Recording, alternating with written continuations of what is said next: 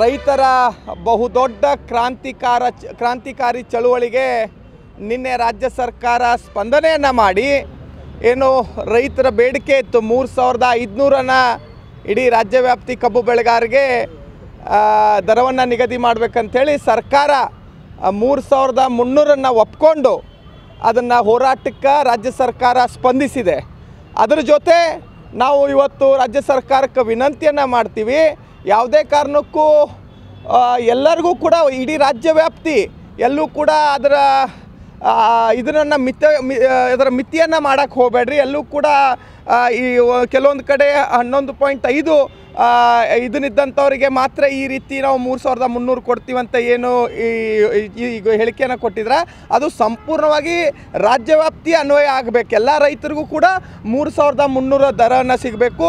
ಈ ಒಂದು ಹೋರಾಟಕ್ಕೆ ಬಹುದೊಡ್ಡ ನಮ್ಮ ರಾಜ್ಯ ಮಟ್ಟದ ರಾಷ್ಟ್ರ ಮಟ್ಟದಲ್ಲಿ ಈ ಹೋರಾಟವನ್ನು ತಗೊಂಡೋಗಿರುವಂಥ ಎಲ್ಲ ಮಾಧ್ಯಮದ ಮಿತ್ರರಿಗೂ ಕೂಡ ನಾನು ವಿಶೇಷವಾದಂಥ ಧನ್ಯವಾದಗಳನ್ನು ಸಲ್ಲಿಸಿ, ಮತ್ತು ನಾಡಿನ ರೈತರ ಪರವಾಗಿ ಹೋರಾಟ ಮಾಡಿರುವಂಥ ಎಲ್ಲ ಕನ್ನಡ ಪರ ಸಂಘಟನೆಗಳಿಗೂ ಮತ್ತು ನಾಡಿನ ರೈತರಿಗೂ ವಿಶೇಷವಾದಂಥ ಅಭಿನಂದನೆಗಳನ್ನು ಹೇಳಿ, ನಮ್ಮ ಈ ಹೋರಾಟಕ್ಕೆ ಸ್ಪಂದಿಸಿರುವಂಥ ರಾಜ್ಯದ ಮುಖ್ಯಮಂತ್ರಿಗಳಿಗೆ, ನಮ್ಮ ಜಿಲ್ಲೆಯ ಜನಪ್ರತಿನಿಧಿಗಳಿಗೆ, ಸಚಿವರುಗಳಿಗೆ ಮತ್ತೊಮ್ಮೆ ಧನ್ಯವಾದಗಳನ್ನು ಸಲ್ಲಿಸಿ, ಇವತ್ತು ಕರ್ನಾಟಕ ರಕ್ಷಣಾ ವೇದಿಕೆ ಬೆಳಗಾವಿ ಜಿಲ್ಲಾ ಘಟಕದ ವತಿಯಿಂದ ಈ ಏನು ರೈತ ಪರ ಹೋರಾಟಕ್ಕೆ ಸಿಕ್ಕಿರುವಂಥ ಈ ಜಯಕ್ಕೆ ನಾವೆಲ್ಲ ಕೂಡ ವಿಜಯೋತ್ಸವವನ್ನು ಆಚರಿಸ್ತಾ ಇದ್ದೀವಿ.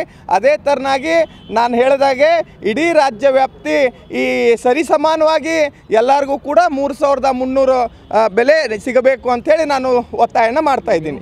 ಹೋಗಿ ನೀವು ಬೆಂಬಲ ಕೊಟ್ಟಿದ್ರಿ ರೈತರಿಗೆ, ಈಗ ಕಬ್ಬಿಗೆ ಬೆಂಬಲ ಬೆಲೆ ಘೋಷಣೆ ಮಾಡಿ ಸರ್ಕಾರ ಈ ತೂಕದಲ್ಲಿ ಮೋಸ ಮಾಡ್ತಾರಲ್ಲ ಕಾರ್ಖಾನೆಗಳು, ಅವ್ರಿಗೇನು ಹೇಳ್ತೀವಿ? ಇಲ್ಲ, ನಿಜವಾಗ್ಲೂ ಕೂಡ ಅದು ಆಗಬಾರ್ದು. ಒಂದು ಕಡೆ ಬೆಣ್ಣೆ ಒಂದು ಕಡೆ ಸುಣ್ಣ ಅಂಥದ್ದು ಆಗಬಾರ್ದು. ಇಲ್ಲಿ 3300 ಕೊಟ್ಟು ತೂಕದೊಳಗಡೆ ಈ ಮೋಸ ಯಾವುದೇ ಕಾರಣಕ್ಕೆ ರೈತರಿಗೆ ಆಗಬಾರ್ದು. ಯಾಕಂದ್ರೆ ಪ್ರಾಮಾಣಿಕವಾಗಿ ಬೆಳೆದಿರುವಂಥ ಕಬ್ಬನ್ನು ಆ ಕಬ್ಬು ಒಂದು ಬರಬೇಕು ಅಂತಂದರೆ ಸಾಕಷ್ಟು ಶ್ರಮ ಇರ್ತದೆ.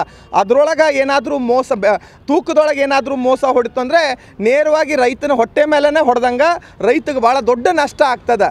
ದಯವಿಟ್ಟು ಕಾರ್ಖಾನೆ ಎಲ್ಲ ಮಾಲೀಕರಲ್ಲಿ, ಕಾರ್ಖಾನೆ ಆಡಳಿತ ಮಂಡಳಿಗಳಲ್ಲಿ ವಿನಂತಿ ಮಾಡ್ಕೋತಾ ಇದ್ದೀನಿ, ಯಾವುದೇ ಕಾರಣಕ್ಕೂ ತೂಕದಲ್ಲಿ ಮೋಸವನ್ನು ಆಗಬಾರ್ದು. ಅದೇನಾದರೂ ಆಗಿದ್ದೆ ಅದಲ್ಲಿ ಈ ಕಂಡಂಥ ನಾಡಿಗೆ ದೊಡ್ಡ ಚಳುವಳಿಯನ್ನು ನೋಡಬೇಕಾಗತ್ತೆ. ಹಾಗಾಗಬಾರ್ದು. ಎಲ್ಲರೂ ಕೂಡ ಸರಿಸಮಾನವಾಗಿ ಎಲ್ಲೂ ಮೋಸ ಆಗದೆ ರೈತರಿಗೆ ಪ್ರಾಮಾಣಿಕವಾಗಿ ದರ ಮತ್ತು ಅವರ ಕಷ್ಟಪಟ್ಟ ಬೆಳೆದಿರುವಂಥ ಕಬ್ಬಿಗೆ ಯೋಗ್ಯವಾದಂಥ ಬೆಲೆ ಸಿಗಬೇಕು ಅಂಥೇಳಿ ನಾನು ಈ ಸಂದರ್ಭದಲ್ಲಿ ಹೇಳ್ತಾ ಇದ್ದೀನಿ.